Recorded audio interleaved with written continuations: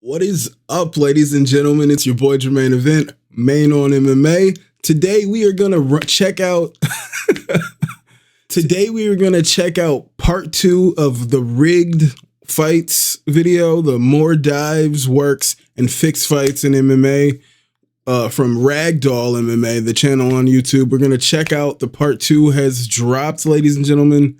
We're gonna check this out. I was pretty honestly taken aback by all the current fighters that were clearly involved in some fixes, some works.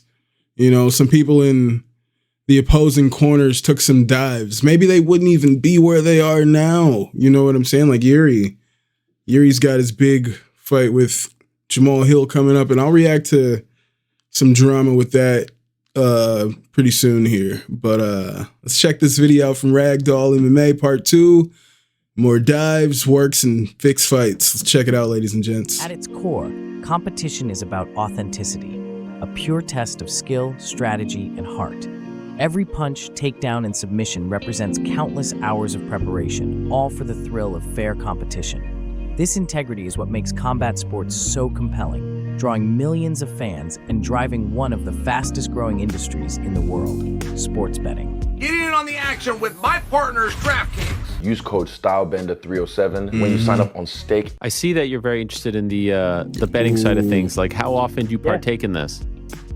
Oh, I bet every single card, just about every fight. Really? I do pretty well at it. I make more money gambling on MMA than I do anything else. If I'm going to try to throw a fight, you got to set me up for life. And I'm going to get banned from my sport. I'm going to go to jail for, you know, God knows how long. That he got 10 months and he didn't do it. What would he have got if he did it? Cool. Right? But you're a smart person. Yeah.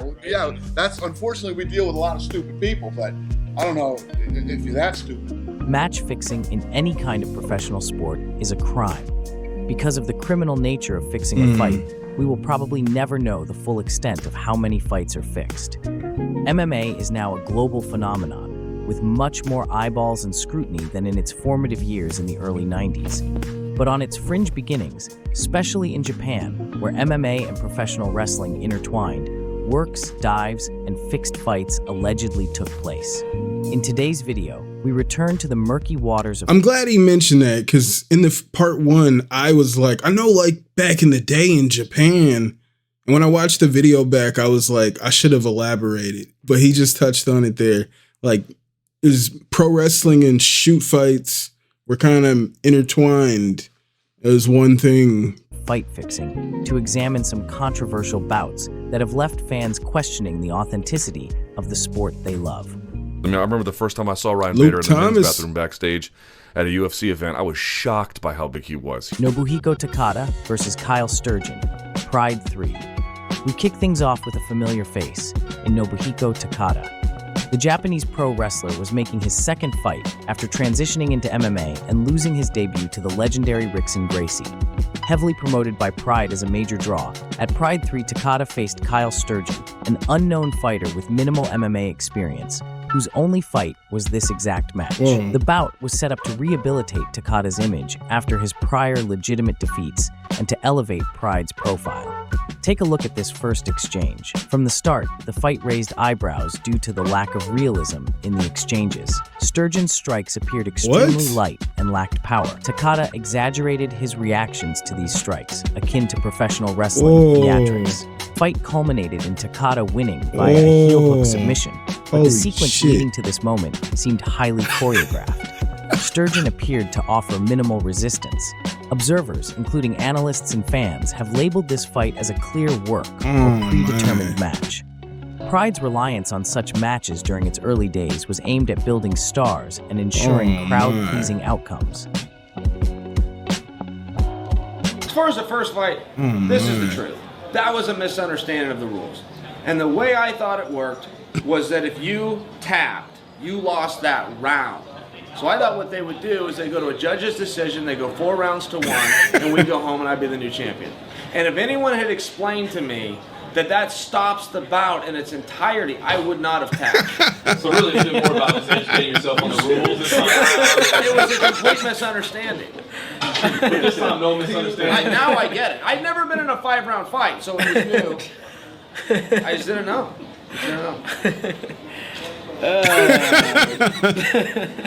You guys should remember that. In a very similar Oh my note, God. we have future WWE employee Nathan Jones Oh, versus Nathan former sumo Jones. fighter Mitsuharu Kitao at Pride FC 1.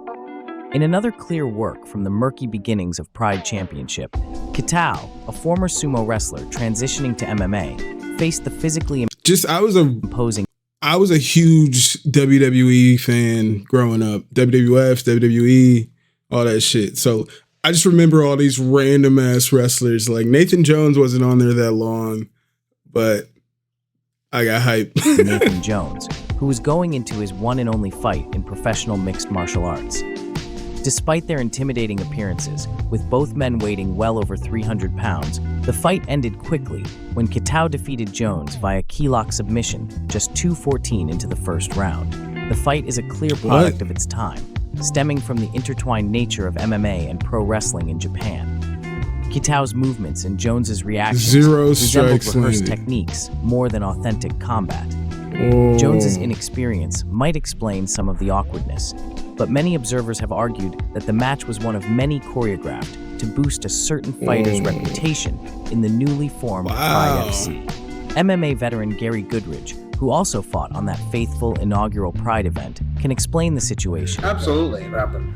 I just want to say that, like, Pride in general, in my opinion, when I say Japan, I'm looking at you, Pride. When I talk about when fights were clearly fixed, people talk about Pride with such high regard, but it's, for me, when I look back on it, I wasn't like watching it as it was happening because I was a little boy.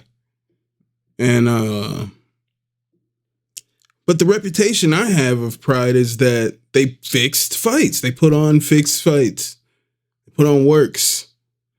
But you guys talk about it like it was the best of MMA. I don't get it. What am I missing? Pride 1, about 75% of their matches were fixed. 70. Pride 2, about 50% of their matches were fixed. Pride I didn't even know he was going to say all that. Pride 3, about 25% of their matches were fixed. Pride 4, maybe 10%, and it just went down from there. The company fixed them. Just say they wanted, it was something new in Japan, and they needed to get people on their side. So they had pro wrestlers come in and fight each other, and they had fighters from America come over there and fight each other, other people over there, and that's what they did. Okay, I want to explain that I took a DNA test and the results came back French and German, British and Irish, and I was 2% African. So I am legally allowed to say the word nigga. We now move from Japan to Chechnya for a couple fights related to Ramzan Kadyrov's sons, both personally involved in a robbery and a fix. The Chechen leader holds a peculiar place in MMA. I'll probably cut this part out, we'll see. Heavily involved in fighters' careers, most notably Khamzat Chimaev, while also launching his own gym franchise and MMA championship, known as Akhmat MMA, and paying fighters a monthly stipend to train and represent the club wherever they compete. Kadyrov has also used sports to launder his reputation abroad and distract from his long list of human rights abuses. First, we have a boxing match between Adam Kadyrov, Ramzan's 16-year-old son, who today serves as his father's head of the security service. Dude, Adam, he looks terrible. who at the time was Wait, which 14 one is years he? old, is pushing forward, but fighting with smaller gloves than his opponent. He lacks technique in comparison he's to his just opponent. winging He these keeps getting punches. countered until the ref sees enough and awkwardly stops the bout, Whoa, awarding Adam the see? victory. See, I can't Don't ask me comment on this one. Uh-oh. Next, we have Ramzan Kadyrov's That was 15-year-old crazy. son, Ali Kadyrov, who in See, 2022 won that his nigga pro looked MMA. terrible, and the ref just stopped the fight, counted 10 to the guy that was beating up Kadyrov's son. This is scary. Debut in a farce of a fight for the Akhmat MMA promotion, owned by his father. The teenager also had UFC star Khamzat Chimaev in his corner and fought Islam Akbarov, who was also making his pro debut. The fight started off quite regularly, until we get to the apparent knockdown and finish. Islam appeared to be rocked by a kick that did not land, and proceeded to be finished on the ground by Kadyrov. To add insult to injury, the official broadcast did not show any replays. Despite being clearly a fix, MMA journalist Kareem Zidane points out that some bookmakers offered odds on the fight for anyone who wants to make some very questionable money. Ramzan Kadyrov's involvement in MMA is a big rabbit hole for another video, but his grip on the Chechen martial arts scene is clear for anyone to see. A terrible name for a dog. Yeah, I'm not gonna keep that part in Would there. have to be a person's name. I don't know. Like a dick. You don't name your That Kadyrov guy, I don't know, it just makes me uncomfortable. That's crazy. I've never seen anybody cover that before. I never knew that any of that happened. That's weird. dogs. Those are human names, and I'd say that'd probably be the worst name is name your dog Dick. The fight between Ken Shamrock and Kimbo Slice at Bellator 138 has been a persistent topic of controversy, with many accusing it of being a fixed fight. The whole main card being broadcast on Spike TV. You know, I remember that. I didn't watch that fight, though, but I remember afterwards people were saying it was a fake fight. But he's training in a real gym. Ain't that the nigga that be with Plenty motherfucker? I forget his name. I'm sorry. And relied on the two big-name veterans to deliver the main event of the night. A weird choice, knowing Ken Shamrock, an MMA legend, was 51 years old at the time, while Kimbo, the street fighting legend turned pro, was 41, with 5 years since his last fight. Kimbo Slice, Ken Shamrock fight. That fight looked fake as fuck. That's what I was thinking. Literally, that's what I thought. There's a couple things I don't like about that fight. Really? I don't like that clinch, that long clinch that they had where they were mouth to ear. They were mouth to each other's ears for and no one was really fucking striking. time. Like No if one you're a was kid and striking. you're a wrestler, I'm popping those elbows and fucking Right. taking Yeah, that's How about weird. the fact that I didn't when watch Ken that. Stretched out. When in a full Ken choke. did take him down, he never hit him once.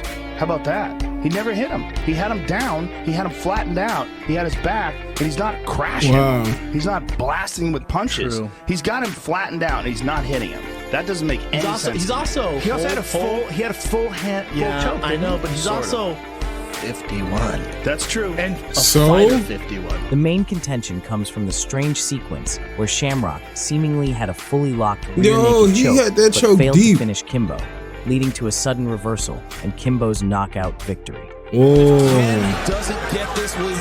I never watched this fight. I was a little boy at the time. But I remember hearing about it. Oh, shit. To his feet and unloading with the right hand. Oh. It was all Ken Shamrock, now all Kimbo Slice.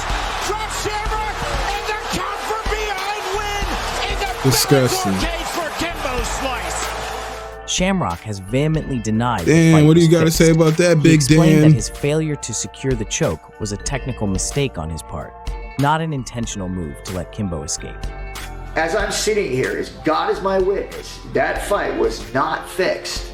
It was just things that happened in that fight that weren't normal. I was a great fighter at one time. And for when someone sees me, and even trained with me at times, sees something like that happen, their mind is like, there's no way that can happen to Ken Shamrock. But hey, age gets to everyone. This is what we call realization. Things happen in fights. And what people are used to seeing from Ken Shamrock, and then seeing what they saw against Kimbo. Understandably why you would think that, because you're used to seeing something different. But I've got bad knees. When I hit the ground, I don't scramble. See, I know Ken Shamrock because I grew up watching WWF. He was a wrestler. He did fake fights. I knew, and the part of his gimmick was that he actually fights for real. That was his gimmick. He's a real fighter, not just a wrestler, a real fighter. But this whole thing, I just lost a lot of respect for this dude. I never watched that fight. God damn. On my feet very well. When I'm on the ground and I got a submission, I do well. My stand-up's good. But when I hit the ground and I got to scramble back up, I'm slow. I just don't move that well. The work that I put in, the effort, the years, the damage to my body, it's just an insult. It's an insult because that's not in my DNA. I don't go in there and do that stuff. Not in that instance. No way. Another interview from Kimbo's own BJJ coach, Malachi Friedman, explains some of the nuance of the finishing sequence and the seemingly effortless escape by Kimbo despite Shamrock's experience in submissions. I said, no, do it again. He's like, oh, do it again. And he puts me in and I get out. Well, the way I was getting out was because I figured that Ken Shamrock wouldn't have changed much of his technique. So he did the rear naked choke here and then tried to put the arm over the head. Yep. Right? And we all know that peeling the head, off the head, and then try to lift that over is going to be the escape in a 1997 rear naked choke. Yeah. But he didn't do that. Even today, I call it the Ken Shamrock 1997. Or did he? No, he didn't do it. Because right there, the choke's in. He's not doing this. He's not fighting the choke. Things in. Right there. Like a modern. It's over. It should be over. So why did he switch the grip? To show him that, and he got put into the choke. He let it go. Then knocked him out. Despite these claims, there is no concrete proof to confirm the fight was fixed. The Missouri Athletic Commission, which oversaw the bout, did. And I mean, the most important thing, ladies and gentlemen, with that rear naked choke, that grip there that he's doing, you don't want to do that. What you want to do is put the arm behind the head and put it on your bicep. You want to hide the hand so he can't just peel it off. And even when you do that, it'll create like a vice grip around the neck. You don't have to put too much pressure on it at that point. Did not report any irregularities. The controversy surrounding Shamrock versus Kimbo Slice reflects the challenges MMA faces with perception issues. While fans and analysts remain divided, the lack of tangible evidence means the fight remains speculative rather than definitive proof of foul play. The debate has since become a part of MMA's folklore, adding intrigue to both fighters' legacies. Hey, what the fuck is he wearing? Wow, they're putting this fight in there? Wow. He looks like a little breakdancer or something. Wow. What the fuck? He's 40. You're 40 years of age. Dress your fucking age. Carrying a school bag on stage. What are you doing with a school bag on stage? You can't even read. Last but not least, we have the fight between Leo Kuntz and Tae Hyun Bang. They're not putting that fight in UFC here. Fight Night 79, UFC's first time in South Korea. At the time, there didn't seem to be a lot wrong with the fight, which featured some back and forth action. Hold on. Tae Hyun Bang and Leo Kuntz. Tae Hyun Bang, Leo Kuntz. Hey, did you hear about the Bang/Kuntz? Bang versus Kuntz was scandal? crazy. It's the Bang Kuntz fight fixing scandal. This could have been a forgettable bout in the cancel that preliminary fight night podcast. card, but has become infamous in MMA history for its connection to confirmed fight-fixing attempts.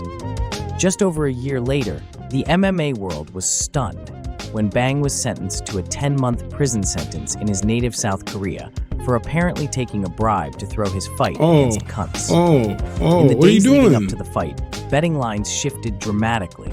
Tae Hyun Bang, initially a small favorite, became a heavy underdog as large sums of money were wagered on his opponent, Leo Kuntz.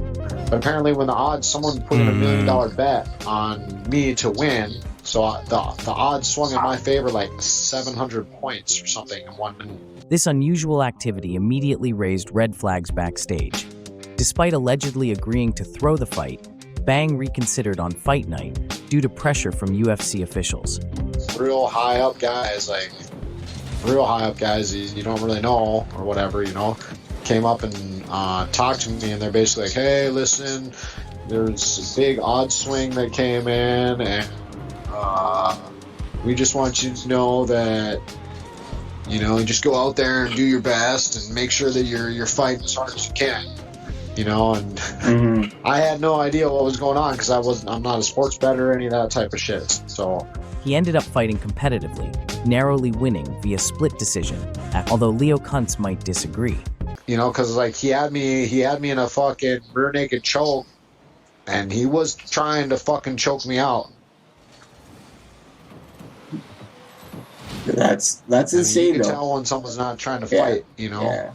Bang later confessed to accepting a bribe worth approximately $92,000 from South Korean gangsters to intentionally lose the fight, from which half of it he bet on Kuntz's win. Following the event, Bang was investigated under South Korea's National Sports Promotion Act. And a year later in 2017, he was convicted of accepting the bribe and sentenced to 10 months in prison, becoming the first UFC fighter implicated and punished for fight fixing. One of the gangsters who approached Bang was Korean MMA veteran Tae Hyun Kim, which leads speculation as to how deep the Korean fight fixing scheme goes. I lost the only known fixed fight in the UFC. Yo, assalamu alaikum, my niggas. What's good?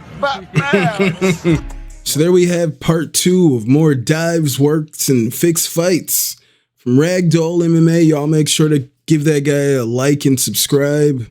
Check out that video. Leave a comment. Let them know. Man, I would say 2015 is like, it's like right around the time. I was definitely still a casual back in 2015. I was definitely still a casual back in 2015. So that fight right there, I kind of remember it. Like, I remember that happening. I remember that story, but I wasn't a hardcore. So I'm like, damn, that's not that long ago. Where when I see the fights, though, like the Ken Shamrock and the Kimbo Slice, when I see that fight with the Bang and the Kuntz fight, that fight looks fake. Those fights look fake. I mean, if that happened today, right, you could really tell. I would love for people who are saying the Carlos Prates Neil Magny fight was they think Neil Magny took a dive, like, please show it to me. Show that to me. I don't know, man. I'm still on the side of the fence that pretty much what we're seeing today in MMA as far as UFC is concerned, like the higher up dudes for the most part, I'm imagining it's more so on the up and up. I mean, people can make their own decisions. I mean, as you're saying here, people did 10 months in jail or prison because they took these bribes to throw these fights. But then when somebody bet $1 million on the other guy to win, it was like, oh shit, now I gotta fight because you dumbass niggas don't know how to do, like, there's this one guy, when I was a kid, whatever the situation was, I was with my boy Liddell. Haven't seen that dude in forever, but I was with my boy Liddell in high school. We were he was doing some dumb shit, and I was with him. And he picked up his homeboy. I don't remember the guy's name. And the guy's looking at the state of what the dumb shit the guy at Liddell is doing. And he's like, you're not even doing this. You're not even doing that, man. Come on. There's a smart way to do dumb shit. There's always a smart way to do dumb shit. So that's a phrase that I always kept with me. There's always a smart way to do dumb shit. Those fights look fake. Like, if you're going to fake a fight or fix a fight, throw a fight, like, at least make it look real. But I guess, how do you do that? How do you throw punches and risk knocking the other person out? You know what I'm saying? How do you make it look real while trying to throw a fight? But then maybe you should just not throw fights. Let's just keep it on the up and up, ladies and gentlemen. I don't know. But let me know what you guys think in the comments. Do you think fights are still being fixed? Do you think the Kimbo Slice and Ken Shamrock fight was fixed? Of course.